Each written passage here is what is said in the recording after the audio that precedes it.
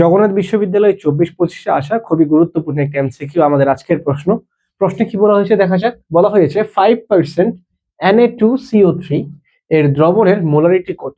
তাইলে এই ধরনের এই যে পার্সেন্টেজ দেওয়া যদি কোনো প্রশ্ন থাকে আর মোলারিটি বের করতে বলে, তাহলে আমাদের যে সূত্রটা জানা লাগবে, এই যে মোলারিটি, আমাদের সূত্রটা যে জানা লাগবে সেটা হচ্ছে S মানে হচ্ছে মোলারিটি ইকুয়াল 10x/m।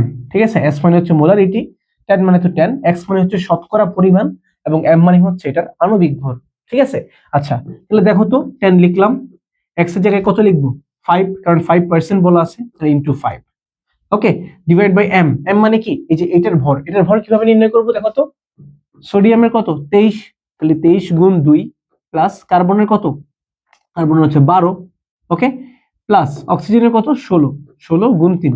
ঠিক আছে, এই যে ক্যালকুলেশন করতে হবে, পুরোটা ক্যালকুলেশন করলে আসবে আমাদের 106।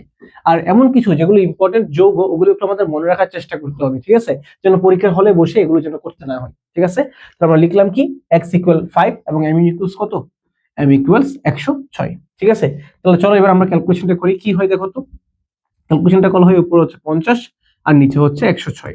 তাহলে জগন্নাথে যেহেতু আমাদের ক্যালকুলেটর অ্যালাউড না, তার কারণে এটা আমাদের হ্যান্ড ক্যালকুলেশন করতে হবে। চলো করে ফেলি। ওকে, তাহলে কি হচ্ছে 50 দিয়ে আমরা ভাগ করতেছি। ওকে, একদম ছোটবেলার নিয়মের মতো। যেহেতু 106 50-এর মধ্যে যাচ্ছে না, তাই আমরা একটা 0 আনলাম, এখানে কি দিলাম 0 পয়েন্ট লিখলাম। ঠিক আছে, তাহলে দেখো তো এখন 106 500-এর মধ্যে কতবার যায়, 4 বার যায়, 4 বার যায়, তাই না? তাহলে 4 বার গেলে কি হয়, 4 6 24, হাতে আছে 2, 4 0 0, হাতের 2 বসালাম এবং 4 একে 4। ঠিক আছে, তাহলে আমাদের বিয়োগ করলে কত হয় দেখো তো, 10 থেকে 4 গেলে 6, 9 থেকে 7 গেলে কত, 9 থেকে 2 গেলে 7। ঠিক আছে, 76। ওকে, এখন দেখো তো 0.4 কোথাও কি আছে, এই দেখো 0.4 দিয়ে আমাদের জাস্ট একটাই অপশন আছে। বুঝতে পারছো? যদি এমন দেখতাম যে 0.4 দিয়ে আরো কয়েকটা অপশন থাকতো, তাহলে আমরা কি করতাম, আরো এক স্টেপ যেতাম নিচে।